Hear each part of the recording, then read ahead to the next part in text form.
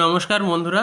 অনেক ক্ষেত্রে হয় কি আমাদের এমন দুর্ভাগ্য থাকে যে হওয়া কাজও হতে চায় না, হওয়া কাজ হতে হতে আটকে যায়। কখনো আপনার হয়তো বিয়ে হতে হতে ভেঙে যাচ্ছে, হওয়া হচ্ছে ঠিক হচ্ছে কিন্তু ভেঙে যাচ্ছে। কখনো চাকরি হচ্ছে কিন্তু রাখতে পারছেন না। আবার কখনো ব্যবসা এগোচ্ছে কিন্তু ডিল হচ্ছে কিন্তু লোকসান হচ্ছে। এই সমস্ত বিষয় নিয়ে বহু ক্ষেত্রে বহু মানুষের বহু সমস্যা চলে এই বিষয়গুলোকে নিয়ে, বিয়ে চাকরি ব্যবসা, মানে এক কথায় কেরিয়ার আর রিলেশনশিপের ফ্যাক্টরে।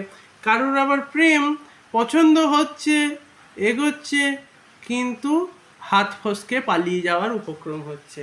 নিশ্চয়ই যদি আপনাদের এই জিনিসগুলো ঘটে থাকে, এর থেকে বুঝতে হবে আপনাদের দুটো জিনিস এক্ষেত্রে খুব ইম্পর্ট্যান্ট ফ্যাক্টর।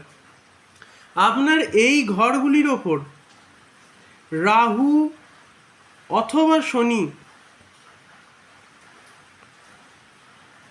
নয় বসে আছে, নয় দৃষ্টি দিয়েছে। স্পষ্ট কথা, নয় বসে আছে নয় দৃষ্টি দিয়েছে, যে কোনো একটা। রাহুর দৃষ্টি কিসে? 5-এর সাথে 9-এ, আর এর হচ্ছে কি 1-এ 3-এ 10-এ শনির দৃষ্টি। তো এই হচ্ছে দৃষ্টি গোচর, নয় গোচরে দৃষ্টি দিয়েছে কোনো রকমভাবে। ঠিক আছে, মানে ধরুন কারোর এখানে রাহু বসে আছে, তার দৃষ্টি 5-এ দেবে, তার মানে তার প্রেম সম্পর্ক হলেও সেখানে গিয়ে ওই এগোতে এগোতে ফসকে যাবে, আর নয়তো হাতের গোড়ায় গিয়ে সেখানে অনেক ধরনের মোহ তৈরি করবে প্রেম সম্পর্ক নিয়ে। তারপরে গিয়ে এক্সেসিভ ওভার থিঙ্কিং, ডিপ্রেশন, এসব জিনিসগুলো চলে আসবে। জেনারেল বিষয়, একদম জেনারেল কাইন্ড অফ বিষয় বলে দিচ্ছি। রাহু শনির একটা প্রকোপ কিন্তু এই 3 জায়গায় কোথাও না কোথাও একটা থাকবে। আর একটা কি থাকবে এটা জেনারেল হিসাবে বলে দিচ্ছি, যদি এই ঘরে কোথাও না কোথাও কেতুর অবস্থান হয়, শনির অবস্থান হয়, হওয়া কাজ হতে গিয়ে আর হবে না, এই ধরনের পরিস্থিতি উপস্থিত হয়।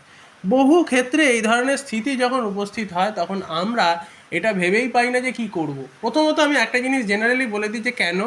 এটা হচ্ছে কেরিয়ারের ঘর। ঠিক আছে, কেরিয়ারের ঘরে রাহু বসা মানে কি কেরিয়ার নিয়ে মোহগ্রস্ত করবে। কারণ রাহু সেখানে রুল করতে চাইবে কিন্তু সেখানে স্থিতি পাবে না, বহু ক্ষেত্রে গন্ডগোল হবে, কাজ বারবার বারবার ছাড়া, বারবার বারবার ধরা, এই সমস্যাগুলো হবে। যদি কোথাও না কোথাও এখানে কেতু বসে পড়ে, কোথাও না কোথাও হয়তো কেতু বসে পড়লো, তখন কি হয়? তখন হবে কি, সেখানে আপনি কাজের ভেতরে স্বাধীনতা খুঁজতে যাবেন, কিন্তু কাজে চাকরি করতে গেলে তো স্বাধীনতা আপনি পাবেন না কখনো। তো তখন আপনার মন চাইবে ব্যবসা করতে। তো এখানে যদি কেতু বসে থাকে অলরেডি, তো সেক্ষেত্রে কিন্তু ব্যবসা সম্ভব নয়। আবার অন্যদিকে দেখা যায় কি, ব্যবসার প্রথম দিকে অনেক সমস্যা হয়, কারণ যদি এখানে কেতু থাকে তো আপনি দেখবেন এক্স্যাক্ট এই অ্যাক্সেসে আপনার রাহু বসে আছে, মানে কেতুর উল্টো দিকের অ্যাক্সেসে রাহু কিন্তু বসে থাকে। এর ফলে হয় এটা কি, সেখান থেকে দৃষ্টিটা এসে কেতুর ঘাড়ে এসে পড়ে, রাহুর দৃষ্টি এসে কেতুর ঘাড়ে পড়বে, কেতুর দৃষ্টি গিয়ে রাহুর ঘাড়ে পড়বে। এর ফলে দু জায়গাতেই দুজনের প্রভাব বিস্তার চলবে।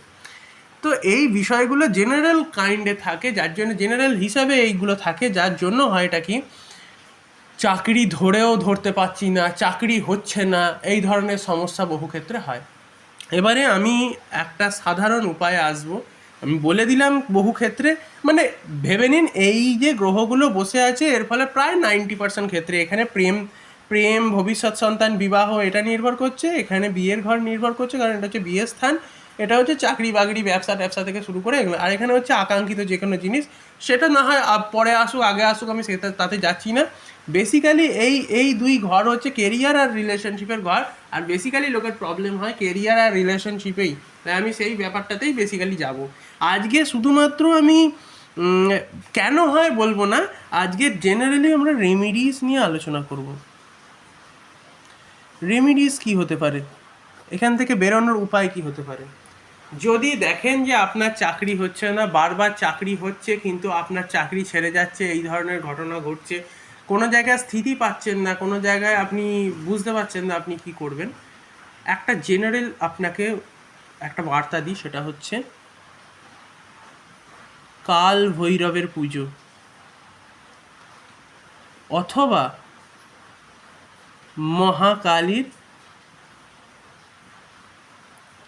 সাধনা। কাল ভৈরবের পুজো মানে কি? অনেক ক্ষেত্রে হয় কাল ভৈরব অষ্টকম পাঠ করলে রাহুর প্রকোপ থেকে আপনি রক্ষা পেয়ে যাবেন, অথবা শনির প্রকোপ থেকে রক্ষা পেয়ে যাবেন। আর একটা কিসে হয়, যদি আপনি হনুমান চালিসা পাঠ করেন সেক্ষেত্রেও আপনার একটা ভালো মতো এফেক্ট থাকে। যদি হনুমান চালিসা মঙ্গল শনিবার আপনি পাঠ করেন এবং শুদ্ধ নিরামিষ আহার করেন, সেক্ষেত্রে মঙ্গল শনি এবং রাহুর প্রকোপ বহু ক্ষেত্রে নাশ হয়। আর কিসে হয়, শিব পুজোয় সম্ভব হয়, ঠিক আছে, শিব পুজোয় ক্ষেত্র থেকে বহু ক্ষেত্র থেকে এই রাহু প্রকোপ কাটানো সম্ভব হয়। মহাকালীর মন্ত্র জপ করলে রাহুর প্রকোপ বহু ক্ষেত্রে নষ্ট হয়ে যায়, অথবা ছিন্ন মস্তার উপাসনা করলেও কিন্তু বহু ক্ষেত্রে রাহুর প্রকোপ আমাদের নষ্ট হয়ে যায়, মোহগ্রস্ত হয়ে যায়। রাহু যখন কোনো জায়গায় বসে সেখানে এক্সেসিভ লেভেলের চিন্তা করায়। কথার কথা বলছি, যদি কারোর রাহু কেরিয়ারের এই ঘরে বসেছে, জেনারেল উদাহরণে বলছি, রাহু যদি কেরিয়ারের এই ঘরে বসেছে, কেরিয়ার নিয়ে হাজারটা চিন্তা করাবে, আশার আলো একটু এলো, আপনি সেটা নিয়ে অনেকটা ভাবতে থাকবেন, এই হয়ে যাবে, এরপর ওই হয়ে যাবে, এরপর সেই হয়ে যাবে, দুম করে তারপর দেখলেন পড়ে গেলেন, কিছুই হলো না। ঠিক আছে, প্রেমের ক্ষেত্রেও তাই, যদি রাহু বসে থাকে তো প্রেম হবে, বিয়ে হয়ে যাবে, এই হবে সেই হবে, হ্যান হবে ত্যান হবে, কিছুই হলো না, ঝগড়া হয়ে কেটে গেল। কিংবা ঝগড়া হচ্ছে কিন্তু অ্যাটাচ হয়ে আছি, ছাড়তে পারছি না, কষ্ট হচ্ছে, এই সমস্তগুলো এখানে রাহু বসে থাকলে হয়। আর শনি আসলে ওখান থেকে বেশিরভাগ ক্ষেত্রে পীড়া, কষ্ট, এগুলো বহু ক্ষেত্রে হয়ে থাকে। তো রাহু বা শনির বেসিক্যালি যে কোনো ধরনের সমস্যার ক্ষেত্রে কাল ভৈরবের অষ্টকম স্তোত্র যদি পাঠ করা যায় ডেলি বেসিসে, সেটা খুব ভালো হয়। কাল ভৈরবের পুজো, কাল ভৈরবের অষ্টকম, এবং তার সঙ্গে যদি কালো কুকুরকে খাবার খাওয়ানো যায়, সেক্ষেত্রে কিন্তু রাহু শনি এই সমস্ত দোষগুলো কিন্তু বহু ক্ষেত্রে কাটে। এগুলো হয়ে গেলে পূজার জায়গা। আচ্ছা, এবারে তাহলে কি কোনো জেনারেলি পাথর রত্নের দ্বারাও কি কোনো রকম কোনো রাস্তা নেই? কারণ অনেক কাজে জব টব এত করবার সময় পায় না, এত সাধনা করবার মতো সিচুয়েশন তাদের থাকে না। তো সাধারণ হিসেবে আমি একটা ব্যাপার বলে দিচ্ছি, রাহুর জন্য সব থেকে বেশি যেটা জরুরি সেটা হচ্ছে রাহু ডাইরেক্টলি আপনার মনকে প্রভাবিত করে। সবার আগে রাহু আপনার মনকে এফেক্ট ফেলে।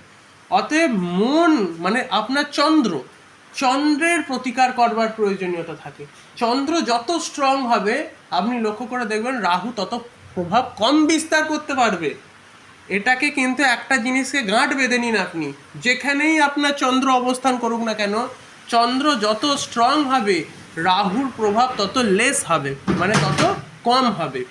এই বিষয়টা একদম সত্য বিষয়। অতএব আপনাকে এটুকু দেখতে হবে যে যাতে আপনার ওপর কোনো রকমভাবে রাহুর প্রভাব বিস্তার না করতে পারে।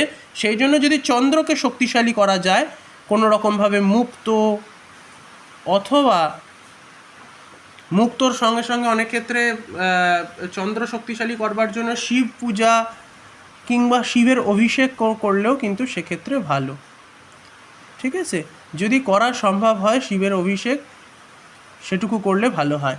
আর রাহুর এফেক্টের ক্ষেত্রে বলছি, একমুখী রুদ্রাক্ষ কিন্তু রাহুর প্রভাবকে নষ্ট করে, এবং সাতমুখী রুদ্রাক্ষ শনির প্রভাবকে কাটায়। ঠিক আছে, এই বিষয়গুলোকে আপনারা মনে রাখবেন। শনির প্রভাবকে কিন্তু নষ্ট করে। তো সুতরাং যদি একমুখী রুদ্রাক্ষ অথবা সাতমুখী রুদ্রাক্ষ ধারণ করেন, যদি আপনারা মোটামুটি হনুমান চালিসা পাঠ করেন, শিবের অভিষেক করেন, নিজের মনকে নিয়ন্ত্রণ করেন, যোগ অভ্যাস করেন, তো দেখবেন সেখান থেকে আপনারা মুক্তি পাবেন। রাহু কিন্তু ডাইরেক্টলি সবার আগে মনকে প্রভাবিত করে, এটা হচ্ছে সব থেকে রাহুর মেন পয়েন্ট। রাহু একদম পিক পয়েন্টে মাইন্ডকে প্রভাবিত করে। আর মাইন্ড কার সঙ্গে জুড়ে আছে? চন্দ্রের সঙ্গে জুড়ে আছে না আমাদের? তো সবার আগে চন্দ্রটাকে ঠিক করতে হবে।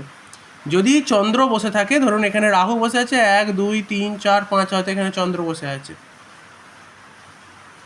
তো আপনার টার্গেটটাই হবে যে রাহু যদি এখানে বসে থাকে তো এর দৃষ্টিটা ডাইরেক্ট গিয়ে এখানে পড়বে 5-এ। ঠিক আছে, তো আপনাকে জানতে হবে যে আমাকে এই জায়গাটা ঠিক করতে হবে।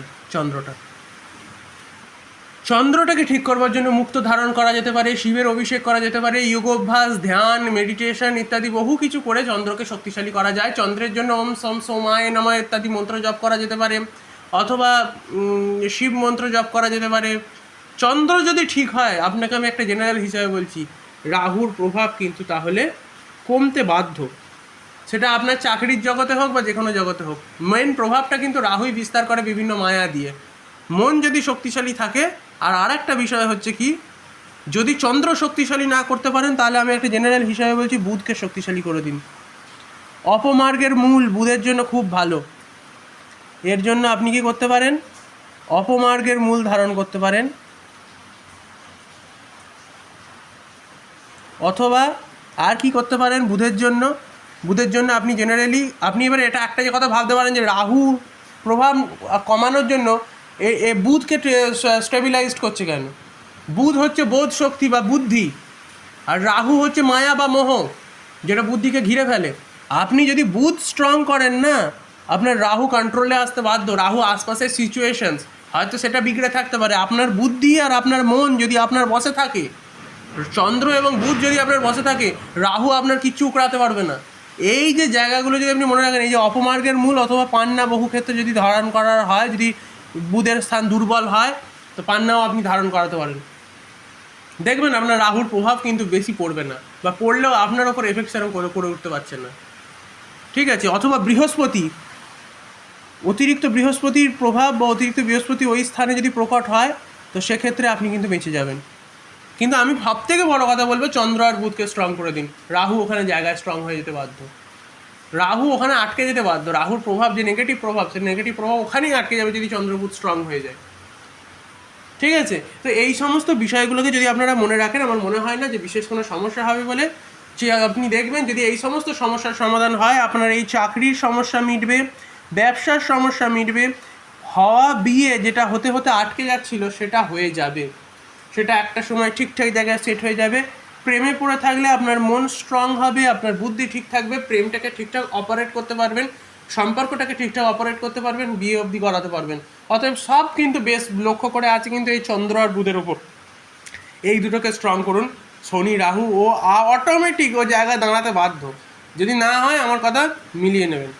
আমার সঙ্গে যদি আপনারা কোনো রকমভাবে যোগাযোগ করতে চান, নিচে অবশ্যই একটা কমেন্ট করে দেবেন, সিম্পল একটা কমেন্ট করে দেবেন যে হ্যাঁ আমি যোগাযোগ করতে চাই স্যার। আমি নিজের হোয়াটসঅ্যাপ নাম্বার প্রোভাইড করে দেবো, আমার সাথে কথা বলতে পারবেন, কনসালটেশন নিতে পারবেন, কোনো অসুবিধা নেই। আর যদি আপনি চ্যানেলে নতুন এসে থাকেন তাহলে একটা সাবস্ক্রাইব অবশ্যই করে দেবেন, আর ভিডিওটা ভালো লাগলে অবশ্যই একটা লাইক দিয়ে দেবেন। আমার সঙ্গে এতক্ষণ অবস্থান করবার জন্য আপনাদেরকে অনেক অনেক ধন্যবাদ।